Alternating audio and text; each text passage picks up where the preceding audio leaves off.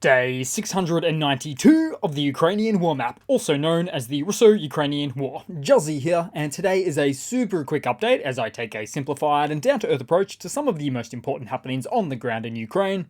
So starting off, we'll take a look at the Russian losses, as currently Russia sits on more than 372,000 military personnel losses, which represents over 1,100 losses in the past day.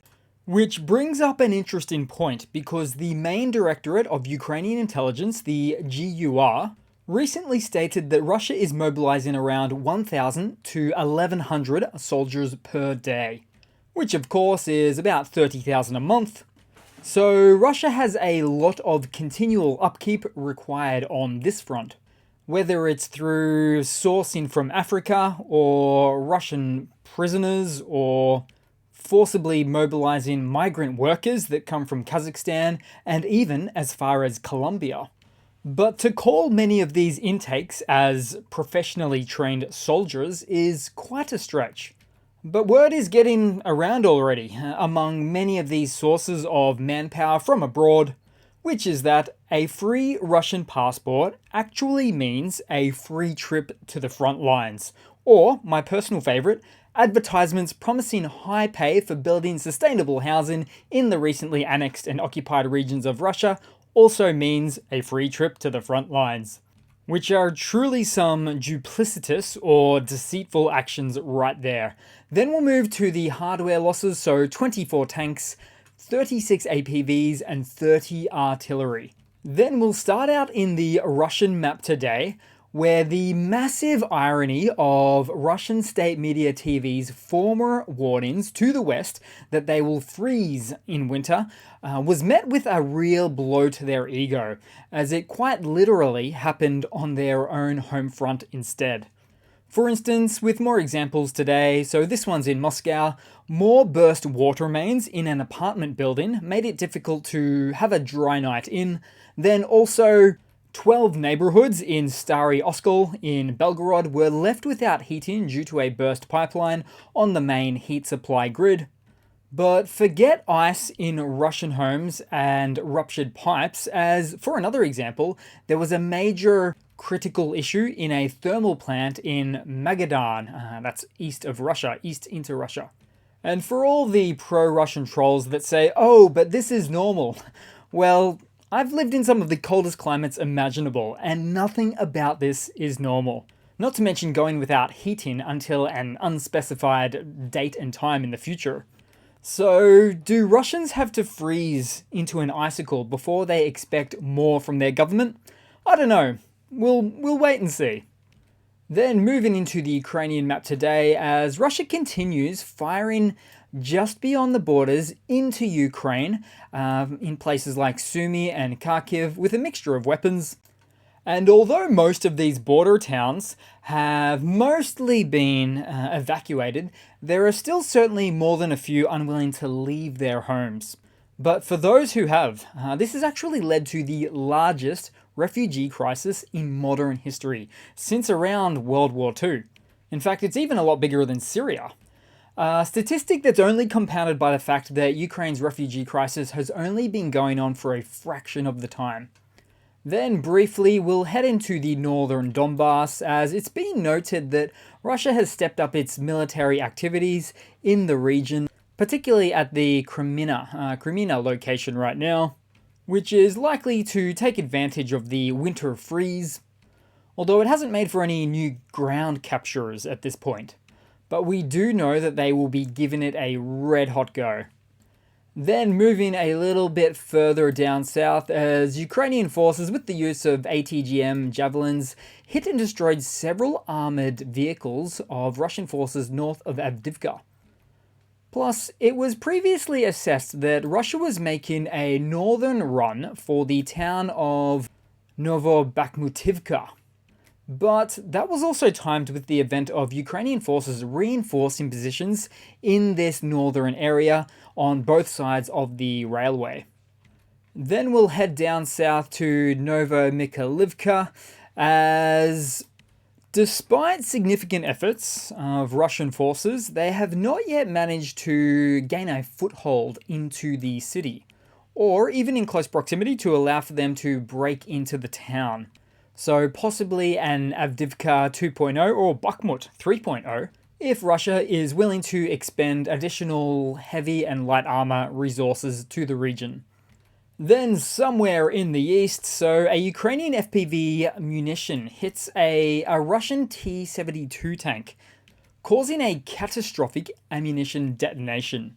Although I'm fairly certain that this Russian tank was reduced to atoms only after it was already abandoned, possibly short after a previous FPV drone hit the tank. Then, somewhere in the south, we saw some fascinating footage of a close encounter between a Russian Su-25 jet and a Ukrainian FPV drone. Now, there's very little risk of an AFU drone going behind enemy lines, but conversely, there's very big risks for a Russian piloted jet to do so, as they'd like to avoid man pads on the low and air defense systems on the high. So on the balance of probabilities, this AFU drone was perhaps somewhat behind enemy lines. But the only question remains, how deep? Then moving more south, as in follow-up to the previous day's news on the events of the downing of the Russian Berev A-50 early warning and control radar aircraft, which was another dark day for the Russian aerospace forces, it seems Russia has been having some real problems explaining what's happened. Now, Russia's first line of defense is pretty much always denial, but the mental gymnastics they seem to have to go through on Telegram at the moment to say that A, Ukraine did not hit the plane, and B, it was not friendly fire either. It's truly mind-boggling. Although how it actually happened, which still appears to yet to be officially divulged, could have been due to a Patriot air defense single launcher component nestled up near the front lines receiving intel from Western AWACS intelligence, although that theory is still a bit of a stretch. But either way, the A-50 aircraft is supposedly sophisticated and a high-value asset for the Russian aerospace forces, which, just like Icarus flying too close to the sun, was probably flying a bit too close to dangerous airspace in an attempt to get a peek into the radar landscape of the active battlefield. Of course, the biggest irony would be if this aircraft was attempting to scan frequency bands for Patriot air defense systems' radar emissions. Ouch. Then as for the second Russian aircraft, which took fire on the same day in the Azov Triangle, the IL-22 managed to land on a Russian airfield, but we're not sure if duct tape will fix this one up. And still, discussions exist on whether damage came from Ukraine or friendly fire. Either way, it's really just not a good look. Those shrapnel holes had to come from somewhere. Then moving across to a little bit of news for the day. So it's been discovered that over 20 Finnish companies managed or owned by Russians were used to bypass sanctions to export high technology goods into Russia for use with military applications. And although this is an annoyance, it's not unexpected, as in the past day, Ukraine's foreign minister stated that Ukraine is constantly working with its Western partners and allies on closing the gaps in tightening up sanctions against Russia's defense industry so that they will be not able to continue receiving spare parts from the West in any sort of meaningful quantities. Then in some other news, remember Yekaterina Duntsova, the young mother and pro-peace Russian presidential candidate running against Putin, who was then barred from running due to inconsistencies in her paperwork, whatever that means. Well, she cannot catch a break, as even more recently she was arrested and detained after she was founding a new party called Dawn. And thus, with Putin once again exemplifying that if you want to run in a presidential race against him, you cannot do it with so much as a glimmer of hope in your eyes. Then moving across to a bit of an off-brand funny to round it all off for today, guys. So, Putin's eldest daughter, 38-year-old Maria Yorantsova, has earned 1.2 billion rubles in wages and dividends, or about 11 million US dollars, since the founding of her healthcare company from just a few short years ago.